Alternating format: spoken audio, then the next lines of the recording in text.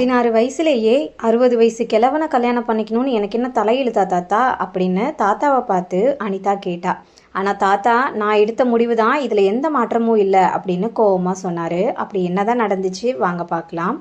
ஒரு சின்ன கிராமத்தில் மழை வந்தால் ஒழுகிற அளவுக்கு தான் ஒரு குடிசை வீடு இருந்துச்சு. வீட்டில் தான் 16 வயசு அனிதாவும் அவளோட தாத்தாவும் இருந்தாங்க. அனிதாவுக்கு அப்பா அம்மா யாருமே கிடையாது. அவள் பிறந்த சில வருஷங்கள்லேயே அவளோட அப்பா அம்மா இறந்து போயிட்டாங்க. அதுக்கப்புறம் எனக்கு இருக்கிறது இந்த ஒரு குழந்தை தான் அப்படின்னு சொல்லி அவளோட தாத்தா தான் அனிதாவை ரொம்ப கஷ்டப்பட்டு வளர்த்தாரு. அனிதாவை மட்டும் படிக்க வச்சிடணும் அப்படிங்கிறது தான் அவரோட பெரிய ஆசை. அதே மாதிரி அனிதாவும் ரொம்ப நல்லா படிப்பா.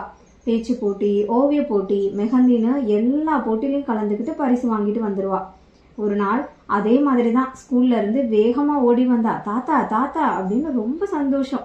அவ கையில ஒரு சிறிய கோப்பையும் இருந்துச்சு. என்னம்மா இது அப்படின்னு தாத்தா கேட்க, தாத்தா, இன்னைக்கு பேச்சு போட்டி நடந்துச்சு, அதுல நான் தான் பரிசு வாங்கியிருக்கேன் அப்படின்னு அந்த கோப்பைய தாத்தாவோட கையில கொடுத்தா.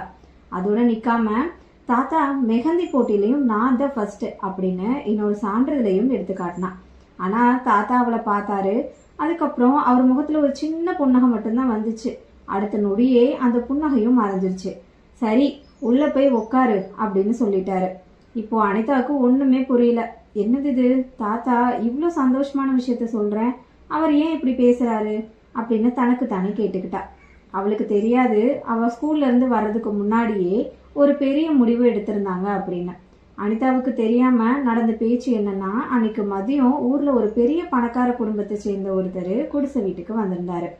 அவருக்கு வயசு கிட்டத்தட்ட 60 இருக்கும். அவர் ஏற்கனவே திருமணமானவரும் கூட. அவருக்கு வீட்டில் ஒரு பெரிய மாளிகை, நிலம், பணம்னு எல்லாம் ஏராளமான சொத்து இருக்கு. அவரு தாத்தா கிட்ட நேராவே பேசினாரு. உங்க பேத்திய எங்களுக்கு கல்யாணம் பண்ணி கொடுக்க முடியுமா அப்படின்னு. தாத்தா அதிர்ந்து போனாரு. ஆனாலும் அவளுக்கு இன்னும் வயசு 16 தான் அப்படின்னு சொன்னாரு. அதை நாங்க பாத்துக்கிறோம், உங்களுக்கு இனிமேல் பண கஷ்டமே இருக்காது, உங்க வயசான காலத்துல நாங்க உங்களை பாத்துக்கிறோம் அப்படின்னு சொன்னதும் அந்த வார்த்தை தாத்தாவோட மனசை அசைச்சு பார்த்துருச்சு. ஏழ்மை, மருத்துவ செலவு, அனிதாவோட படிப்பு, நாளைக்கு அவளுக்கு என்ன செய்ய போறோம் அப்படின்னு பல வருஷமா அவரோட மனசுல இருந்த பயம் எல்லாத்துக்கும் ஒரே நேரத்துல அவரை சுத்திக்கிச்சு. பெரிய இடம், நம்ம பொண்ணுக்கு கஷ்டம் இருக்காது அப்படின்னு அவரோட மனசு அவரையே சமாதானப்படுத்துச்சு. ஆனா அனிதாவோட வயசை நினைச்சு பார்த்தாதான் அவரோட மனசாட்சி அவருக்கு கொஞ்சம் கூட இடம் கொடுக்கல. இருந்தாலும் இறுதியில பணக்கார குடும்பத்தோட வாக்குறுதிக்கு அவரும் சம்மதிச்சிட்டாரு. கொஞ்ச நேரத்துக்கு அப்புறம் தாத்தா அனிதாவை கூப்பிட்டாரு. அனிதா. என்ன தாத்தா? உனக்கு ஒரு விஷயம் சொல்லணும். சொல்லுங்க. உனக்கு கல்யாணம் முடிவு பண்ணிட்டோம். அந்த வார்த்தையை கேட்டதும் அனிதாவோட முகத்துல இருந்த சந்தோஷம் அப்படியே மறைஞ்சிருச்சு. என்ன தாத்தா அப்படின்னு கேட்டா. ஆமாமா, பெரிய இடம், உன்னை நல்லா பாத்துக்குவாங்க அப்படின்னு சொல்ல, எனக்கு இப்போ கல்யாணம் வேணாம் தாத்தா, நான் இத்தனை நாள் உன்னை வளர்த்துருக்கேன், உனக்காக தான் எல்லாமே பண்ணேன் அப்படின்னு சொல்றாரு. அதுக்கு அனிதா, நான் அதுக்காக என் வாழ்க்கைய அப்படின்னு சொல்லிட்டு உடஞ்சு போயிட்டா. வேற எங்கேயும் போனா நம்மள மாதிரி ஏழை வீட்டு பொண்ணை யாரு ஏத்துப்பா? சீர்வரிசை கேட்பாங்க, பணம் கேட்பாங்க, இங்க எந்த குறையும் இருக்காது அப்படின்னு சொன்னாரு தாத்தா. தாத்தா, எனக்கு படிக்கணும். படிச்சு என்ன பண்ண போற? அந்த கேள்வி அனிதாவோட மனசை உடைச்சிடுச்சு. நான் உங்ககிட்ட பெர்மிஷன் கேட்கல தாத்தா அப்படின்னு அழுதுகிட்டே அனிதா பேசினா. உடனே தாத்தாக்கு கோபம் வந்துருச்சு. என்ன சொல்ற? நான் உங்ககிட்ட பெர்மிஷன் கேட்கல தாத்தா, நான் என்னோட வாழ்க்கையை என்ன பண்ணணும்னு சொல்றேன். எனக்கு கல்யாணம் வேண்டாம், நான் படிக்கணும், வேலைக்கு போகணும், உங்களை நல்லா பார்த்துக்கணும், இதுதான் நான் சொல்றேன் அப்படின்னு சொல்றா. தாத்தா அவளை பார்த்து சில நொடிகள் அமைதியாவே இருந்தாரு. அப்புறம் வேகமா கடுமையான குரல்ல, நான் முடிவு பண்ணிட்டேன் அனிதா, இனிமேல் பேச வேண்டிய அவசியமே இல்லை, கல்யாணம் நடந்தே ஆகணும் அப்படின்னு முடிவு பண்ணிட்டாரு. நீ எவ்வளோ சொன்னாலும் நான் இந்த முடிவை மாற்ற மாட்டேன் அப்படின்னு சொன்னாரு. அனிதா அழுதுகிட்டே, என் வாழ்க்கையை பத்தி ஒரு வார்த்தை கூட என்கிட்ட கேட்காம எப்படி தாத்தா நீங்க முடிவு பண்ணலாம் அப்படின்னு கேட்டா. ஆனா தாத்தா அந்த நேரத்துல அவளோட எதிர்காலத்தை விட தன்னோட ஏழ்மையும் வயசான காலத்தையும் நினைச்சுக்கிட்டு இருந்தாரு. இந்த இடம் கிடைச்சிருக்கிறது உனக்கு ஒரு நல்ல வாய்ப்பு, இதை விட்டுட்டா உனக்கு இன்னொரு வாழ்க்கை மறுபடியும் கிடைக்காது அப்படின்னு சொல்லிட்டு அங்க இருந்து கிளம்பிட்டாரு. அனிதா அன்னைக்கு நைட்டு ஃபுல்லா தூங்கவே இல்லை. என்னோட அப்பா அம்மா இருந்திருந்தா என்னோட லைஃப் இந்த மாதிரி ஆயிருக்குமா அப்படின்னு அழுதுகிட்டே இருந்தா. அடுத்த நாள் காலையில அந்த குடிசை வீட்டுக்கு நிறைய பேர் வந்திருந்தாங்க. அனிதாவுக்கு வேற வழி இல்லாம அவங்களோட முடிவுக்கு கட்டுப்பட வேண்டிய நிலை ஏற்பட்டுச்சு. அவ மனசுல இருந்த ஒரே ஒரு நம்பிக்கை, தாத்தா என்ன காப்பாத்திடுவாரு. ஆனா தாத்தாவே அந்த முடிவுக்கு சம்மதிச்சிட்டாரு. அவ அந்த குடும்பத்தினரை முத பார்த்தம்போது அவளுக்கு உண்மையான அதிர்ச்சி அங்கதான் காத்துக்கிட்டு இருந்துச்சு. அவளை திருமணம் செய்ய வந்தவர் அவர் நினைச்சதை விடவே ரொம்பவே வயசானவர். அவ அதிர்ச்சியில சில நொடிகள் அப்படியே உறைஞ்சு போயிட்டா. கல்யாணமும் நடந்துருச்சு. ஆனா திடீர்னு அவன் மயங்கியும் கீழே விழுந்துட்டா. திருமணம் முடிஞ்ச பிறகு அனிதா அந்த பெரிய மாளிகைக்குள்ள போனா. அந்த மாளிகை அனிதா இது வரைக்கும் பார்க்கவே இல்லை. அந்த அளவுக்கு ரொம்ப பிரம்மாண்டமா இருந்துச்சு. ஆனா அந்த பெரிய வீட்டுக்குள்ள அவளுக்கு மட்டும் ஒரு சின்ன அறை. அவளுக்கு அந்த வீட்டுல யாருமே அன்பா பேசல. அவ அங்க வந்த கொஞ்ச நேரத்திலேயே ஒரு விஷயம் அவளுக்கு சந்தேகமாவே இருந்துச்சு. அவரோட முதல் மனைவி எங்க அப்படின்னு வேலைக்காரியிடம் கேட்டா. அந்த பெண்ணை அவளை பார்த்துட்டு அவங்க இருந்துட்டாங்கன்னு சொன்னாங்க இல்லையா அப்படின்னு சொல்லிட்டு அங்க இருந்து கிளம்பிட்டா. ஆனா சில நாட்களுக்கு அப்புறம் அனிதாவுக்கு உண்மை தெரிய வருது. அவளோட கணவரோட முதல் மனைவி உயிரோட தான் இருக்காங்க. அந்த வீட்டோட பின்புற பகுதியில தனியா ஒரு அறையில அவ வசிச்சுக்கிட்டு வந்தா. அனிதாவுக்கு அது அதிர்ச்சியா இருந்துச்சு. அப்ப என்னையே இங்கே கூட்டிட்டு வந்தாங்க அப்படின்னு அவளுக்குள்ள ஒரு பதில் கேட்டுச்சு. ஆனா அந்த குடும்பத்துக்கு ஒரு வாரிசு வேணும், அதுக்காக தான் அனிதாவை அந்த வீட்டுக்குள்ள கொண்டு வந்திருக்காங்க. திருமணம் நடந்த சில நாட்கள்லயே இப்ப அனிதாவோட கணவர் திடீர்னு உடல்நல சரியில்லாம படுக்கையில விழுந்துட்டாரு. முதல்ல எல்லாரும் அவருக்கு வயசாயிடுச்சு, உடம்பு சரியில்லை அப்படின்னு தான் சொன்னாங்க. ஆனா அனிதாவுக்கு ஏதோ தவறு இருக்கிறது மாதிரியே மனசுக்குள்ள தோணிக்கிட்டே இருந்துச்சு. ஒரு நாள் நைட்டு அவர் குடிச்ச மருந்தை எடுத்துக்கிட்டு போகும்போது சமையல் அறைக்கு பக்கத்துல பேசிக்கிட்டு இருந்ததை அவ கேட்டா. அவ இறந்துட்டா சொத்து யாருக்கு போகும்? அவளுக்கு குழந்தை பிறக்க கூடாது, குழந்தை மட்டும் பிறந்துருச்சு, எல்லாமே அவங்க கைக்கு போயிடும் அப்படின்னு. அதை கேட்டவுடனே அனிதாவோட உடல் முழுசும் நடுங்கிருச்சு. அவ உடனே அங்கிருந்து போயிட்டா. ஆனா அவ யார்கிட்டையும் சொல்ல முடியல. சில நாட்கள்ல அந்த வயதானவரும் இறந்துட்டாரு. அந்த வீட்டுல அழுக தொடங்குச்சு. ஆனா அனிதாவுக்கு மட்டும் வேற ஒரு பயம். இவர் இறந்ததுக்கு காரணம் நானா அப்படின்னு மனசுக்குள்ள பயந்துகிட்டே இருந்தா. அந்த வீட்டுல இருந்த சிலர் அதையும் தூண்டியும் விட்டாங்க. நீ வந்ததுல இருந்து தான் அவருக்கு உடம்பு சரியில்லை, இந்த பொண்ணு வந்ததால தான் இப்படி ஆயிடுச்சு, இவளால தான் இந்த வீட்டுக்கு சாபமே வந்திருக்கு அப்படின்னு நிறைய பேர் நிறைய விதமா சொல்ல ஆரம்பிச்சாங்க. ஆனா அனிதா வெறும் 16 வயசு குழந்தை தான். அவளுக்கு என்ன நடக்குதுங்கிறதே புரியல.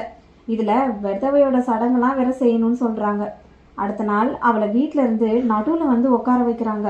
நகையெல்லாம் நீ இனிமேல் போடக்கூடாது அப்படின்னு கலட்டுறாங்க. அவ அணிஞ்சிருந்த ஆடையெல்லாம் கழட்டிட்டு வெள்ளை துணியை தான் போடணும்னு சொல்றாங்க. முடிய மொட்டை அடிச்சே ஆகணும் அப்படின்னு சொல்றாங்க. அவ பயந்து போய் வேண்டாம், தயவு செஞ்சு என்னை விட்டுருங்க அப்படின்னு அழுகிறா. ஆனா அவளோட குரல் யாருக்குமே கேட்கல. அந்த பெரிய மாளிகையோட ஒரு மூலையில மட்டும் 16 வயசான வெறும் அனிதா அப்படிங்கிற பொண்ணு அமைதியாவே உட்காந்துருந்தா. அவ கையில இருந்தது ஒரே ஒரு பொருள் மட்டும்தான், அவ பள்ளியில வென்ற அந்த பழைய கோப்பை. அதை மட்டும் தாத்தா வீட்டுல இருந்து வரும்போது எடுத்துக்கிட்டு வந்திருந்தா. அதை பார்த்துக்கிட்டே அவ அழுதா. நான் ஒரு நாள் பெரிய ஆளாகணும்னு நினைச்சேன், தாத்தாவை நல்லா பார்த்துக்கணும்னு நினைச்சேன், என்னோட வாழ்க்கை ஏன் இப்படி ஆயிடுச்சு, சிறை போல மாறிடுச்சு அப்படின்னு அழுதா. அதுக்கப்புறம் அனிதா அந்த வீட்டை விட்டு வெளியவே போகல. நீ எங்கேயும் போகக்கூடாது, இனிமேல் நீ யார்கிட்டையும் பேசக்கூடாது, இந்த வீட்டை விட்டு வெளியே போகணும்னு நினைக்க கூட கூடாது அப்படின்னு நிறைய கட்டுப்பாடு போட்டாங்க அனிதாக்கு. அவளுக்கு தினமும் கோயிலுக்கு மட்டும் போகிறதுக்கு தான் அனுமதி, அதுவும் ஒரு வேலைக்காரன் கூடவே தான் வருவான். அந்த மாளிகை அனிதாக்கு இது வரைக்கும் பார்க்க முடியாத அளவுக்கு ரொம்ப பெருசா இருந்துச்சு. அவ வந்த முதல் நாள்ல இருந்தே அவளுக்கு ஒரே ஒரு விஷயம் மட்டும்தான் புரியல. இந்த வீட்டுக்கு வெளியே எப்படி போறது?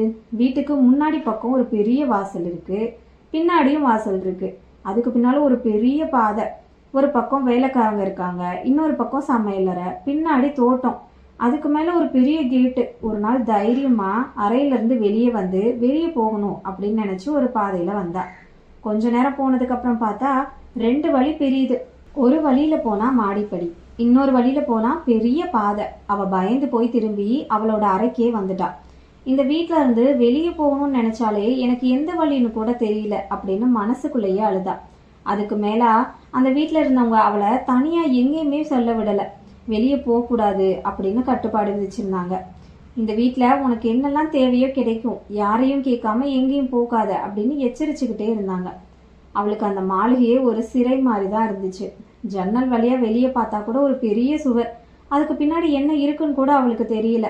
எந்த ஊர்ல இருக்கிறா அப்படிங்கிறது கூட அவளுக்கு சரியா தெரியல. பஸ் எங்க நிற்கும், ரயில் எங்க இருக்கும், இது மாதிரி எதுவுமே தெரியல. அவ தெரிஞ்சதுக்கு ஒரே ஒரு விஷயம் மட்டும்தான், கோயிலுக்கு போகும் மட்டும் தெரியும். கோயிலுக்கு போறப்போ நேரத்தை மட்டும் அவ கவனிச்சுக்கிட்டே இருந்தா. அவளை அழைச்சிட்டு போற பாதையை பார்த்துக்கிட்டா, பஸ் எந்த நேரத்துக்கு வரும், யார் எப்போ வீட்டை விட்டு வெளியே போறாங்க அப்படிங்கிறதையும் பார்த்துக்கிட்டா. முதல்ல அவளுக்கு தப்பிச்சு போறதுக்கு வழியே தெரியல. ஆனா தினமும் கொஞ்சம் கொஞ்சமா அந்த வீட்டோட அமைப்பு, வெளியே செல்லக்கூடிய பாதை அப்படின்னு கவனிச்சுக்கிட்டே வந்தா. ஒரு நாள் அந்த மாளிகையில இருந்து யாருக்கும் தெரியாம தப்பிச்சே ஆகணும் அப்படின்னு ஒரே ஒரு எண்ணம் மட்டும் அவளோட மனசுல வளர்ந்துகிட்டே இருந்துச்சு. அந்த நாளுக்காக தான் அனிதா காத்துக்கிட்டும் இருந்தா. ஒரு நாள் வழக்கம் போல அனிதா கோயிலுக்கு போனா. அன்னைக்கு அவ முன்கூட்டியே ஒரு திட்டமும் வச்சிருந்தா. கோயிலுக்குள்ள போனதும் கூட்டத்துக்குள்ள மெதுவா நுழைஞ்சிட்டா. வேலைக்காரன் அனிதாவை தேடிக்கிட்டு இருந்த நேரத்துல அவ பின்னாடி வாசல் வழியாவே ஓடி போயிட்டா. இப்போ அவளுக்கு எந்த ஊருக்கு போகணும்னு தெரியாது, எங்கே போகணும்னு தெரியாது. ஆனா அந்த மாளிகைக்குள்ள திரும்ப போகக்கூடாது அப்படிங்கிறது மட்டும் அவளோட மனசுக்குள்ள இருந்துச்சு. ரயில் நிலையத்துக்கு போனா அங்க கிடைச்ச ரயிலையே ஏறிட்டா. அவகிட்ட பணம் இல்ல, சாப்பாடு, அடையாளம்னு எதுவுமே இல்ல. ஆனா அவகிட்ட ஒரே ஒரு விஷயம் மட்டும்தான் இருந்துச்சு, வாழ வேண்டும் அப்படிங்கிற தைரியம் மட்டும். ஆனா வெளியே வந்த பிறகுதான் அவளுக்கு இன்னொரு உண்மையும் புரிஞ்சிச்சு. அந்த மாளிகைக்குள்ள அவ சிறைக்குள்ள இருந்த மாதிரிதான் இருந்தா. ஆனா வெளியுலகம் அவளுக்கு இன்னும் பெரிய பயமா இருந்துச்சு. அவளுக்கு எந்த ஊர்னு தெரியல, எந்த வழியில போனா பாதுகாப்பு இருக்கும் அப்படிங்கறதும் தெரியல. யாரை நம்புறது, நம்பக்கூடாது அப்படின்னும் தெரியல. கையில பணம் இல்ல.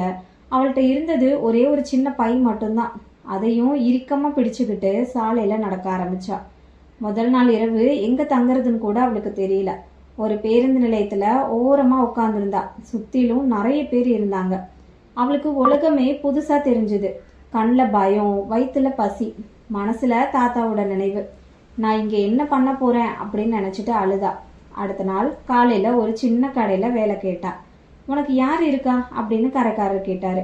அனிதா அமைதியாயிட்டா. எனக்கு யாரும் இல்லை அப்படின்னு சொன்னதும் அந்த கடைக்காரர் அவளை சந்தேகமா பார்த்தாரு. வேலை கிடைக்கல. உடனே அங்கிருந்து வெளியே போ அப்படின்னு சொன்னாங்க. அங்கிருந்து வந்துட்டா. ஒரு வீட்டுல பாத்திரம் கழுவுற வேலை தான் கிடைச்சிச்சு. அந்த வேலைக்கு கொடுத்த பணம் ரொம்பவே கம்மி. ஆனாலும் அந்த பணத்துல தான் 2 நாட்கள் சாப்பிட்டா. சில நாட்கள் அவள்கிட்ட இருந்த பணமும் முடிஞ்சிருச்சு. சாப்பாடு கிடைக்காம ஒரு நாள் முழுசும் அலைஞ்சா. மாலை நேரத்துல ஒரு கோயில் வாசல்ல உட்கார்ந்து அழுதுகிட்டு இருந்தா. அப்போதான் ஒரு வயசான ஒருத்தவங்க வந்து, என்னம்மா ஏன் இப்படி அழுகிற அப்படின்னு கேட்டாங்க. அனிதா நடந்த எல்லாத்தையும் சொன்னா. எனக்கு யாருமே இல்லை அப்படின்னு மட்டும்தான் சொன்னான். அந்த பெண்ணை உடனே அவங்களுக்கு காசு கொடுத்தாங்க. அந்த ஒருவேளை சாப்பாடு அனிதாவுக்கு ஒரு பெரிய உதவியா இருந்துச்சு. ஆனா அடுத்த நாள் மறுபடியும் போராட்டம். ஒரு இடத்துல வேலை கேட்டா மறுபடியும் நிராகரிக்கப்படுறா. சில இடங்கள்ல அவளோட வயசை பார்த்து வேலை கொடுக்கல. சிலர் அவளை ஏமாத்தணும்னு முயற்சி பண்ணாங்க. சில இடங்கள்ல பாதுகாப்பு இல்லாம அங்க இருந்து ஓடி போயிட்டா. இரவு நேரங்கள்ல தூங்குறதுக்கே இடம் இல்லாம தான் தவிச்சா. அப்பதான் அவ மனசுல ஒரே ஒரு எண்ணம் வந்துச்சு. தாத்தா சொன்னது உண்மைதானா? நான் தனியா வாழ முடியாதா? ஆனா அடுத்த நொடியே அவ தன்னைத்தானியே தைரியப்படுத்திக்கிட்டா. இல்ல இல்ல, நான் முடியும்னு நிரூபிச்சே காட்டணும் அப்படின்னு. பல நாட்கள் இப்படியே அலைஞ்ச பிறகு ஒரு நாள் சாலையோரத்துல ஒரு பலகையை பார்த்தா. பெண்கள் மற்றும் ஆதரவற்ற குழந்தைகளுக்கான பாதுகாப்பு இல்லம். அந்த வார்த்தையை பார்த்ததும் அனிதா அங்கேயே நின்னுட்டா. அவளுக்கு என்ன செய்யறதுனே தெரியல. சில நொடிகள் தயங்கினதுக்கு அப்புறம் அந்த ஆசிரமத்தோட வாசலுக்கு போனா. அங்க இருந்த ஒரு பெண், யாரை பார்க்கணும் அப்படின்னு கேட்டாங்க. அனிதா அழுதுகிட்டே, எனக்கு யாரும் இல்ல, இங்க இருக்கலாமா அப்படின்னு கேட்டா. அந்த பொண்ணு உடனே அவளை உள்ள அழைச்சாங்க. அவளுக்கு முதல்ல சாப்பாடு கொடுத்தாங்க. பிறகு தங்குறதுக்கு இடமும் கொடுத்தாங்க. பல நாட்களுக்கு அப்புறம் அந்த அனிதா பயம் இல்லாம தூங்கினா. அடுத்த நாள் ஆசிரமத்துல இருந்த ஆசிரியர் ஒருத்தர் அவகிட்ட, நீ படிக்கணுமா அப்படின்னு கேட்டாங்க. அனிதாவோட கண்கள் உடனே பிரகாசமாயிருச்சு. ஆமா, எனக்கு ரொம்ப படிக்கணும் அப்படின்னு சொன்னா. உடனே படிக்க வச்சாங்க. அனிதா அந்த வார்த்தையை கேட்டதும் கண்டிப்பா அப்படின்னு சொல்லிட்டு அழுக ஆரம்பிச்சிட்டா. அது அவளோட வாழ்க்கையில ஒரு பெரிய புதிய தொடக்கமா இருந்துச்சு. அந்த நாள்ல இருந்து அனிதா மீண்டும் புத்தகத்தை கையில எடுத்தா. கடந்த காலம் அவளை எந்த அளவுக்கு காயப்படுத்தியிருந்தாலும் அவ அதை தன்னோட எதிர்காலத்தை அழிக்க மட்டும் விடல. அவ ஓடியது ஒரு மாளிகையில இருந்து மட்டும் இல்ல, அவளை கட்டுப்படுத்தி வச்சிருந்த வாழ்க்கையில இருந்தும் தான் ஓடி வந்திருக்கா. இப்போ அவளோட ஒரே ஒரு இலக்கு, ஒரு நாள் நான் பெரியவளாகி என்ன காப்பாற்ற முடியாம போன என்னோட தாத்தாவை பெருமைப்பட வைக்கணும். வருஷங்கள் இதே மாதிரி போச்சு. அனிதா பள்ளி படிப்பை முடிச்சுட்டா.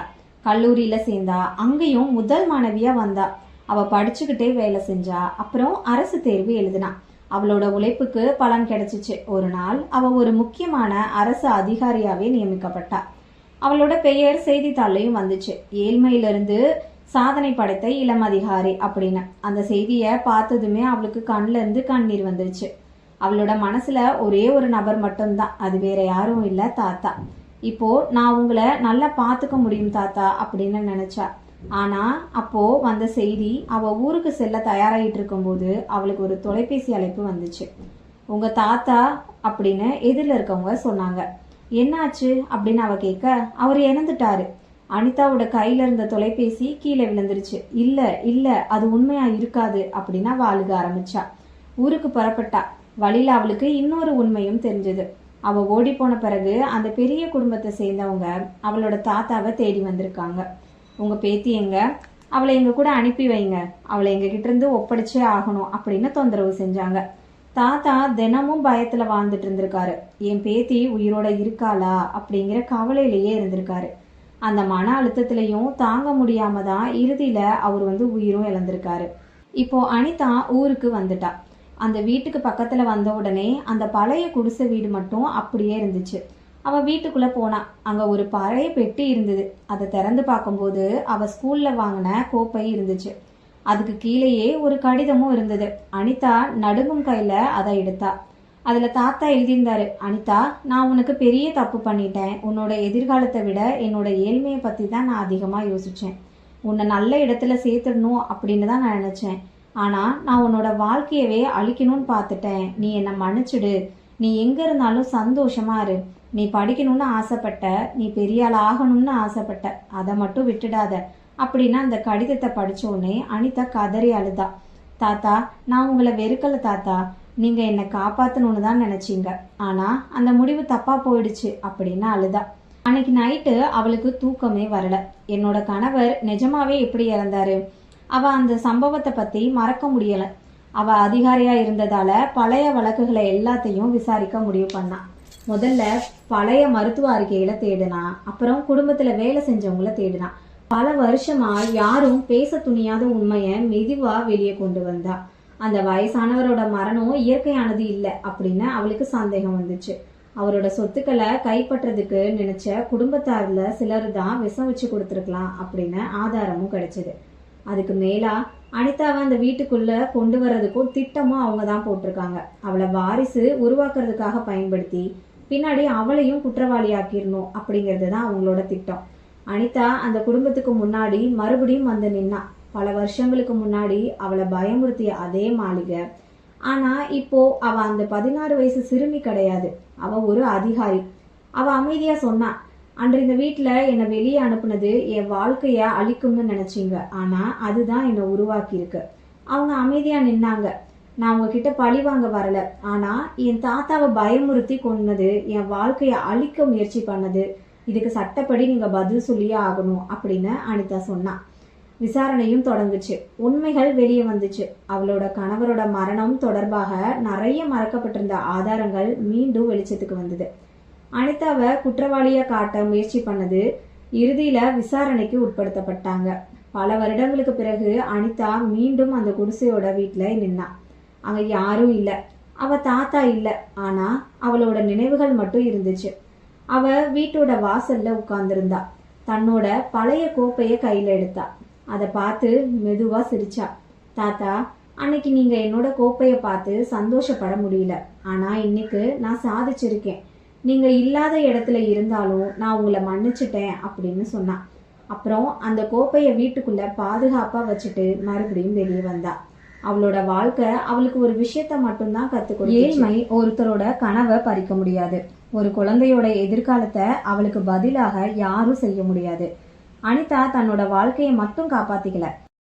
அவளை மாதிரியே இன்னும் நிறைய பெண்கள் தங்களோட வாழ்க்கைய தாங்களே தேர்ந்தெடுக்கணும் அப்படிங்கிறதுக்கு ஒரு புதிய முயற்சியும் அவ தொடங்கி வச்சிருக்கா. அவளோட முதல் சம்பளத்துல வாங்கிய ஒரு சின்ன பலகையில ஒரு வரி மட்டும் எழுதி வச்சிருந்தா, உங்க வாழ்க்கை உங்கள் உரிமை. அந்த வரியை பார்த்துக்கிட்டே அனிதா தன்னோட தாத்தாவோட புகைப்படத்திற்கு முன்னாடி நின்னா. இப்போ நான் நல்லா இருக்கேன் தாத்தா என்று மெதுவாக அவளோட கண்கள்ல கண்ணீர் இருந்துச்சு. ஆனா அந்த கண்ணீர் இந்த முறை தோல்வியோட கண்ணீர் இல்ல. பல வருஷங்களுக்கு முன்னாடி அழுதுகிட்டு இருந்த அந்த 16 வயது அனிதாவும் இல்ல. தன்னோட வாழ்க்கைய தானே வென்றிருக்கேன் அப்படிங்கிறதுக்கான கண்ணீர். இது போன்ற உணர்ச்சிகரமான கதைகளுக்கு நம்முடைய சேனலை சப்ஸ்கிரைப் பண்ணுங்க, லைக் பண்ணுங்க, ஷேர் பண்ணுங்க. நன்றி.